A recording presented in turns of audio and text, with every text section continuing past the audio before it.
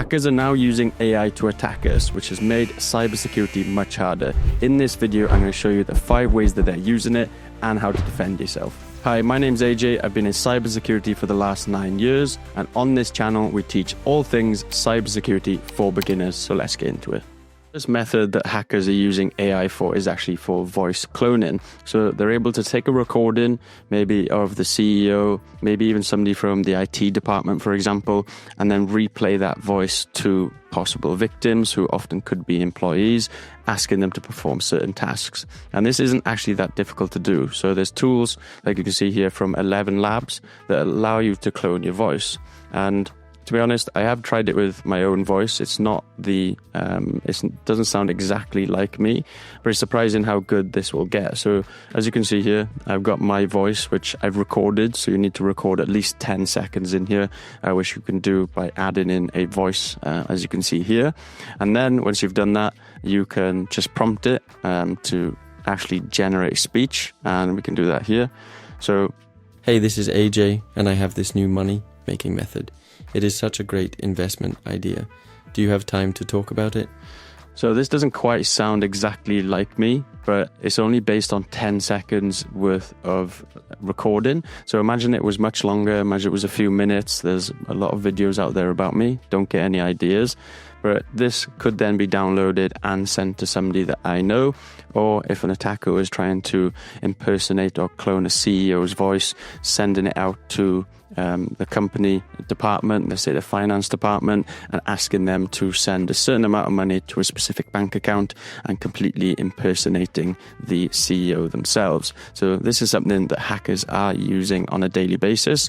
And to be able to protect yourself from this, what you want to do is always verify before you trust. Even if you hear somebody's voice, maybe reach out to them via another method. Maybe jump on a Zoom call with them, for example, so you can actually see their face. So the second method then is using AI for phishing and to actually write phishing emails. So this custom GPT in ChatGPT called Hacker GPT, you don't really need these custom GPT to perform things like this, but the custom GPTs can be really good to perform certain tasks, and hackers are definitely using them to, for example, create phishing emails. So like I mentioned here, create a hyper-realistic code for a Google phishing email. So it mentions that I can't help with that, but it does say, do you want a mock phishing email for security awareness training?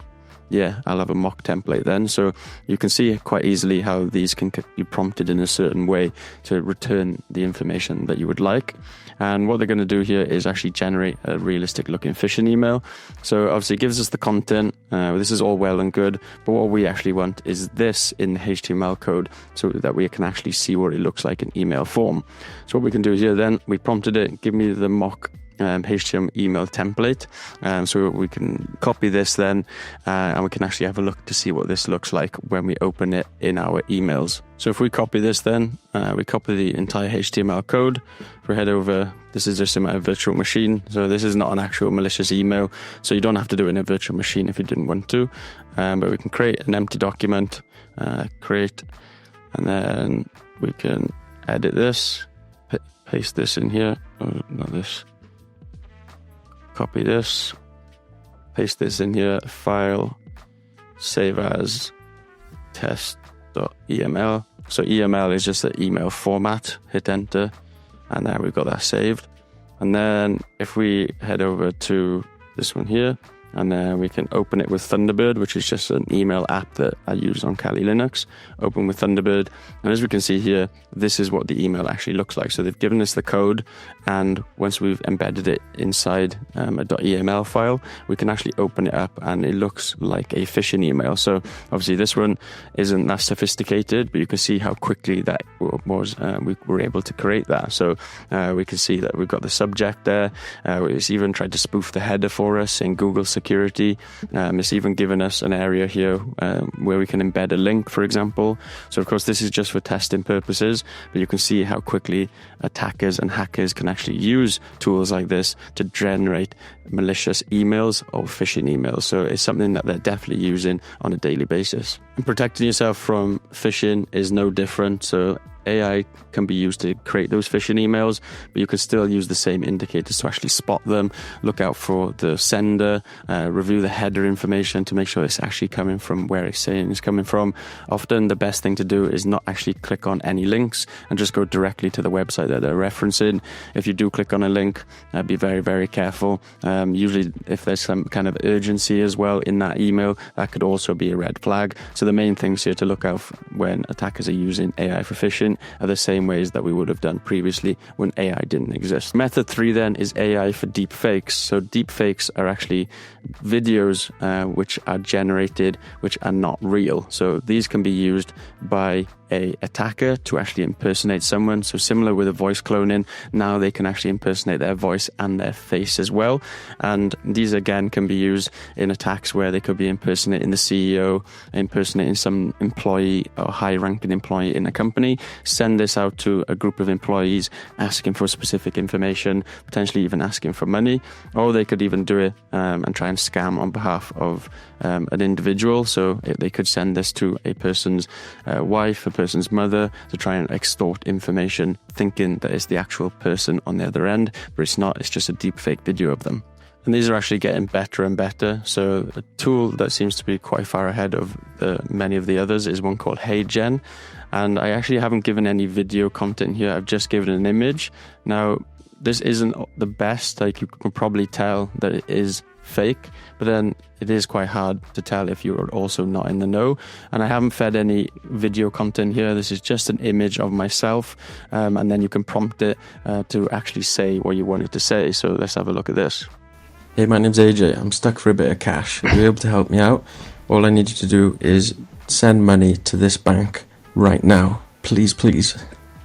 So this is actually a little bit creepy. It's obviously there are some things that you can tell, the way the mouth moves, maybe the way the eyes are moving, a little bit of a tell as well. But ultimately, this is only a picture that I fed into it. Haven't fed it any video content, and there's a lot of video content out there about me.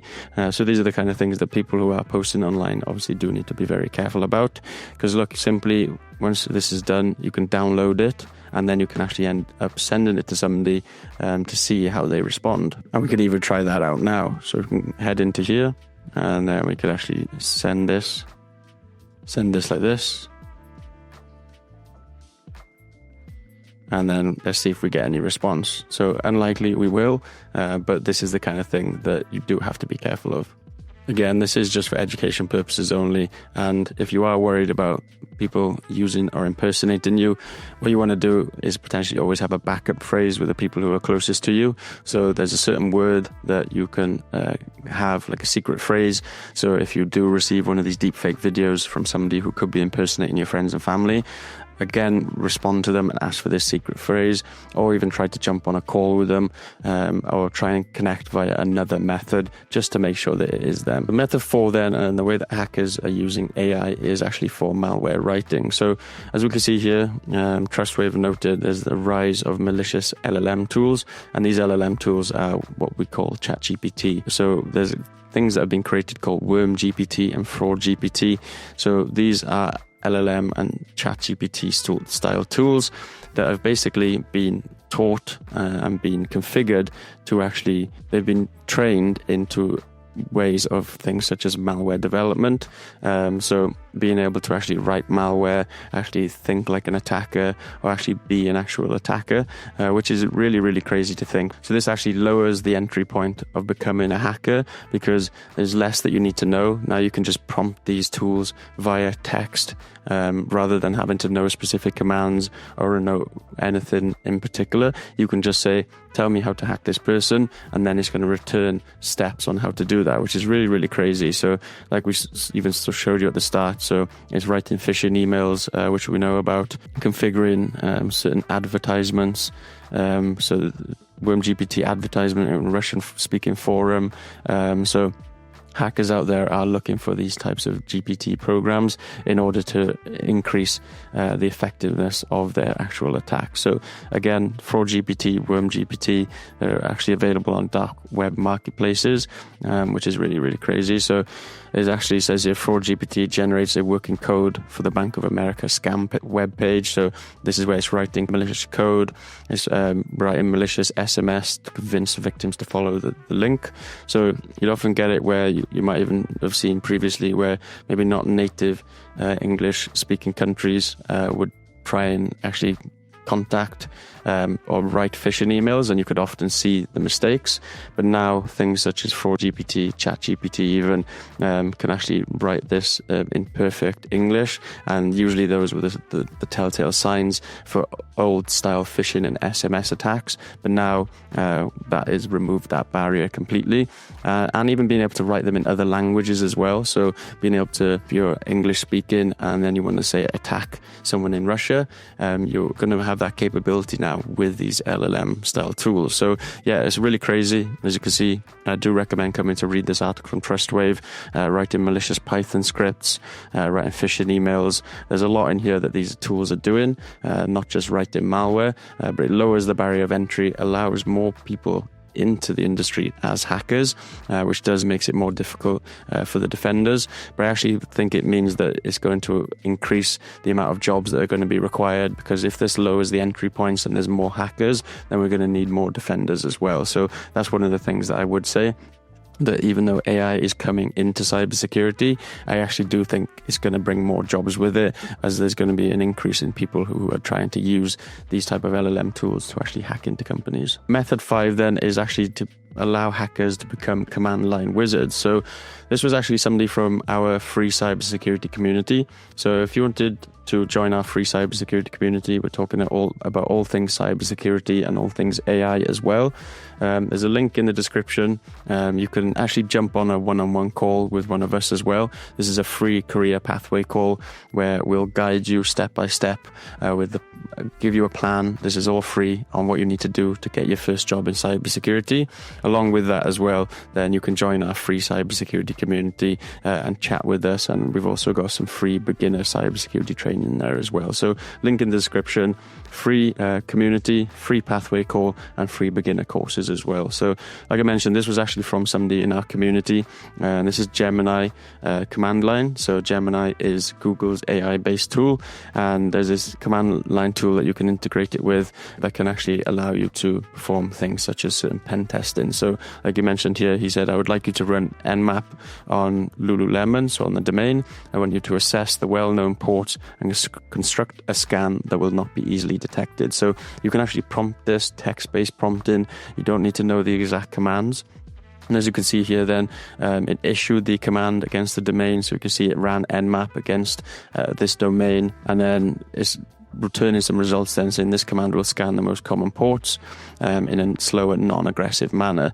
Would you like me to run this command? So it's actually executing commands here as well, which is really, really crazy, because you don't have to actually remember these commands, and you don't have to be as technical, because you can just prompt it now with text-based prompt, and it will actually execute the commands on the command line for you as well. And as you can see here then, it's issued the command and it's actually ran the Nmap scan, which is really, really crazy to see. This again lowers the barrier of entry, but also is making more hackers and more attackers command line wizards. So that lowers the barrier of entry and actually makes it easier for people to attack others. To conclude then, you now know 5 ways that hackers are actually using AI and why this is making cybersecurity much harder. But I also think this is bringing more opportunities into cybersecurity as well, because as these AI tools make hacking much easier, it's going to require more defenders like you and me. So I want to say thank you for watching. If you want to go and watch an AI project now, an AI cybersecurity project, how to do that step by step, go and watch this video next. I want to say thank you for watching. I'll see you over there.